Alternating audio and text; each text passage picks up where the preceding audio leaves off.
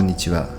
今回は秋の気配を感じる白磯高原へ、愛知県豊田市高蘭渓付近を起点に約250キロのツーリングの様子をお届けします。153号線を長野方面に進み、418号線を経由して白磯高原へ向かいます。この動画では道中目的地の美しい景色や美味しい食事、お土産の情報をご紹介いたします。少し長い動画となりますが、最後までご覧いただけますと幸いです。それでは本編のスタートです。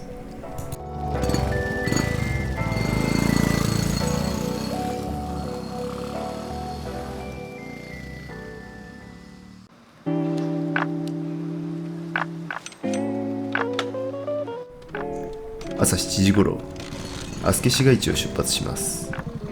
この日は天候に恵まれ、白磯高原での景色には期待が持てそうです。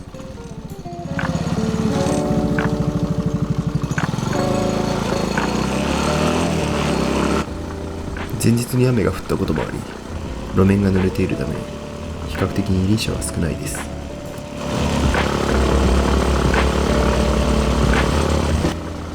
伊勢神トンネルです。実は私はあまりこのルートを好みません。理由は簡単で、だいたいトンネル内の路面が濡れているからです。段戸川に差し掛かりました。上流には段戸湖という人工湖があり、釣り人で賑わっています。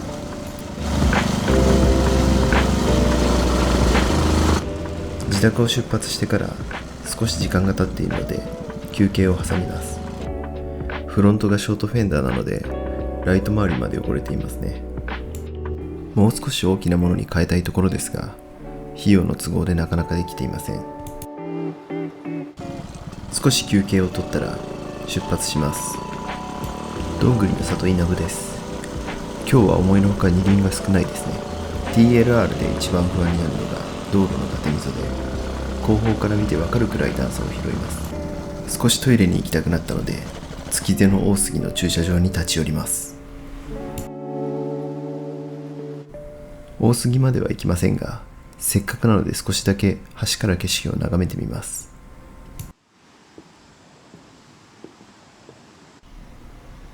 前日の雨でとてもマッティです。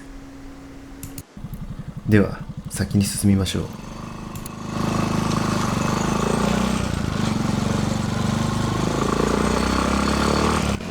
この辺り1号山をよく走る方ならご存知だと思います。この先を抜けると取り締まりをやっています。今日は雨上がりなのでノーマークでした。捕まっている人もいました。晴れた日の朝はよく見るので、皆さんもお気をつけください。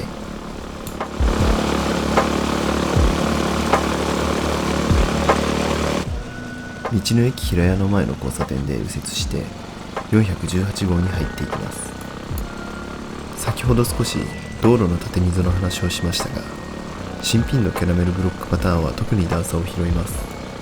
けどこの年式のこの車両にはこのパターンは譲れないと思います。皆さんはどんなパターンのタイヤがお好きでしょうか。山並広場付近です。ここの眺望はとても美しく、秋の紅葉の見頃にも訪れたい場所ですね。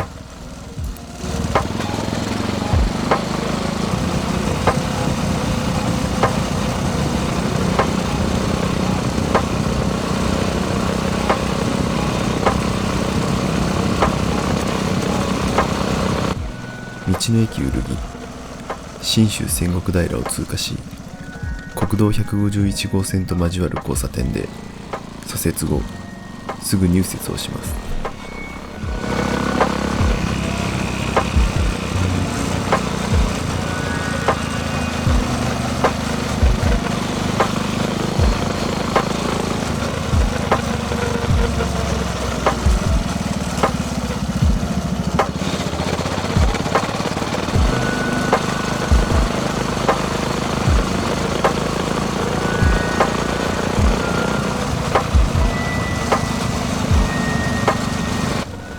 ここから先、しばらく一車線道路が続きます。工事区間の片側通行や見通しの悪い区間があるので気をつけてください。ホイールカバーハウスです。何か目的があるのか、それともお気に入りのデザインを飾っているのか。時折高規格なトンネルや道路が現れます。今後に期待ですね。天竜川を渡ります。この橋の雰囲気とても好きです。オープニングのカットもここを使っています。なかなか趣のある橋ですね。この先の平岡駅周辺の街並みもなかなか素敵なので、今後動画にしていきたいです。ここからは高規格な道路が続きます。遠山号がだいぶ近づいてきました。この先で魅力的な橋を見つけたので、少し足を止めてみます。ここは宮の前橋という場所です。天竜川に架かる車両が走行可能な吊り橋です。少し景色を眺めていきましょう。矢作川も同様でしたが、こちらも前日の雨の影響で川が濁っています。今日は天気もいいので、川が綺麗であればとても絵になったと思います。せっかくなので対岸から渡った様子をお伝えします。少し怖いかもしれません。四輪のタイヤが設置する場所に補強がされているのですが、段差が大きく途中で上り下りしない方が良さそうです。実は往路でヒヤッとすることがありました。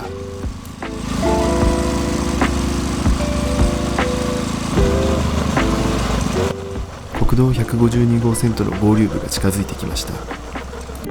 今回はガソリンを入れていきたいので、すぐ先のガソリンスタンドを目指します。そういえば今日は日曜日でした。山間部のガソリンスタンドは日曜休業が多いので気をつけましょう。とりあえず道の駅まで行って今後を考えましょう。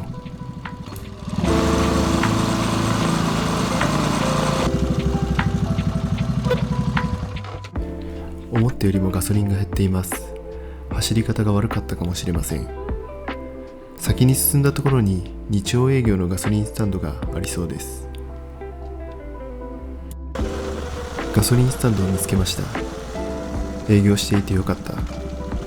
お店の方に後で聞きましたが、4月から11月までは無給で営業されているようです。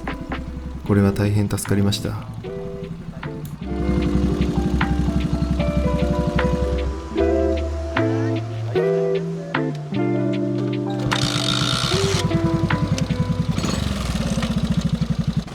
ここから一気に標高1900メートルに駆け上がります。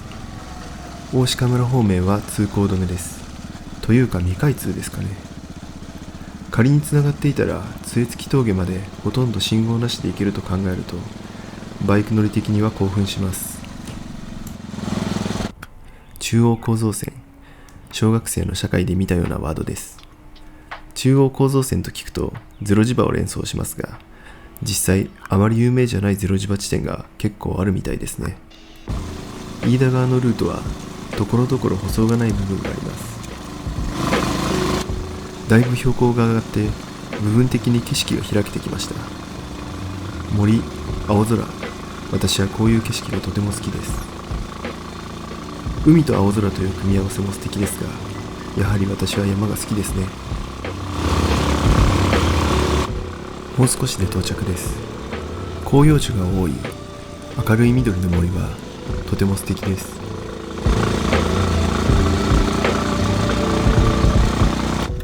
目的地の少し手前の白磯峠にも寄っていきます。登山やハイキングの方はこちらから向かわれるようですね。案内板によれば2億年前は海の底だったそうです。想像もつきません。さて、目的地に到着です。白磯高原ではキャンプ、車中泊、宿泊ができるようです。来るたびに泊まりたいなと思いつつ、なかなか泊まれずにいます。また中にはお土産屋さんがあり、白磯高原ステッカーなどがあります。せっかくなので購入することにしました。旅の記録として今後は購入しても良いかなと思うようになりました。ではバイクを止めて景色を眺めてしばらく休憩していきたいと思います。それにしてもとても空気が良いです。私は比較的山間部に暮らしていて、いつも自宅に帰ると空気がいいなと感じますが、このくらいの山に来るとやはり一味違います。さて、ここから先はしばらく大自然の音をお楽しみください。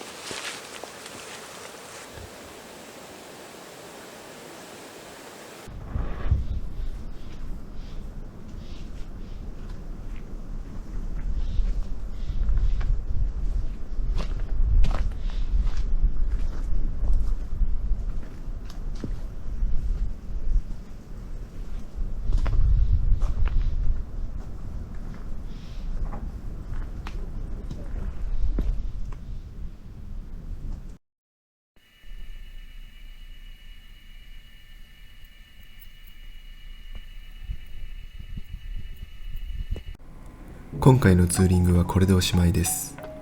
この後、下栗の里の食事処一服さんで昼食を食べ、いつも通り鶴屋さんでお菓子を買って帰りたいと思います。今日は大自然を満喫できました。少し道が悪い部分やガソリンスタンドの面での不便もありますが、行く価値があると思います。今回の動画はいかがでしたでしょうか。今後はこういった動画も徐々に増やしていきたいと思います。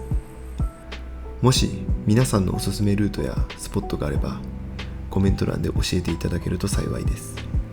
今後のおすすめツーリングルートとしてぜひご紹介させていただきたいです。ここからはキロのダイジェストです。最後までご覧いただきありがとうございました。皆さんのご意見やご感想をお待ちしております。それでは次の動画まで。さようなら。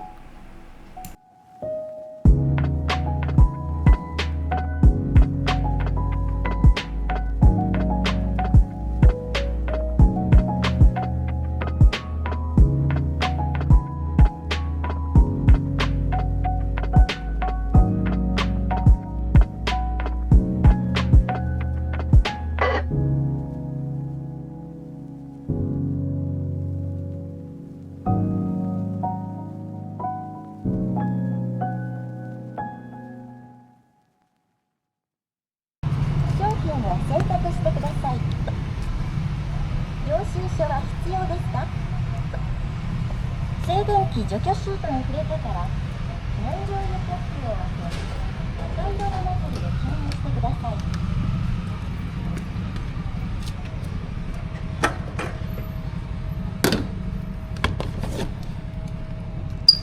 うわっ、給油完了後、水を戻して